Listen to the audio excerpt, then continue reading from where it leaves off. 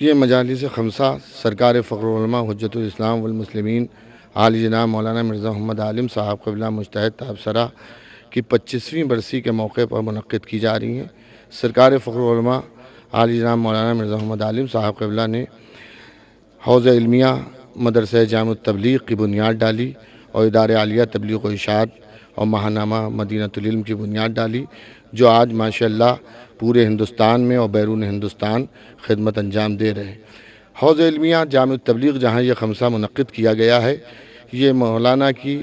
آبائی جائیداد بھی ہے اور یہیں ان کی قبر بھی ہے، اور الحمدللہ اس وقت اس حوضے میں تقریباً 70 طالب علم جو ہیں وہ ملک کے مختلف علاقوں سے حصول علم کر رہے ہیں، جن کی پوری ذمہ داری مدرسہ جامع التبلیغ پر ہے۔ مولانا مرحوم نے ابتدائی تعلیم مدرسہ سلطانیہ میں حاصل کی، اس کے بعد پھر نجف اشرف تشریف لے گئے اور وہاں انہیں کسب علم کرنے کے بعد پھر ہندوستان تشریف لائے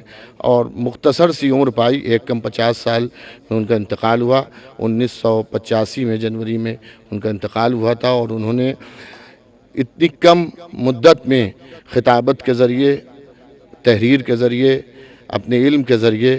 پوری قوم میں جو خدمت اہل بیت کی ہے اس کی مثال آپ ہے، اور اس وقت یہ حوضہ علمیہ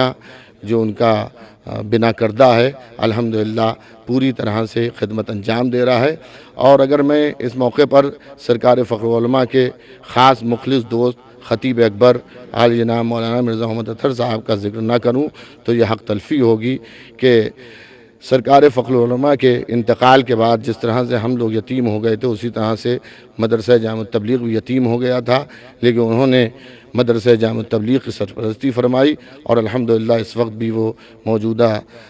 وقت میں بھی وہ سیکریٹری کے فرائض انجام دے رہے ہیں، اور پوری طرح سے پوری دلچسپی کے ساتھ مدرسے کے تمام معاملات کو دیکھ رہے ہیں۔ میں اللہ سے دعا گو ہوں کہ پروردگار عالم انہیں عمر نو عطا فرمائے، اور میں تمام سامعین کا بھی شکر گزار ہوں کہ انہیں کثیر تعداد میں یہاں تشریف لا کر حوصلہ افزائی کی اور اصال ثواب فخر العلماء کو کیا، اور اسی کے ساتھ ساتھ میں گرافک ایجنسی کا بھی شکر گزار ہوں کہ انہوں نے اپنی ٹیم کے ساتھ یہاں تشریف لا کر پورے ملک میں یہاں کی آواز کو پہنچایا، اور الحمدللہ یہاں کی جو ریکارڈنگ ہے ان کی وہ ون ٹی وی کے اوپر بھی چل رہی ہے، مومنین اس سے بھی فیض یاب ہو سکتے ہیں۔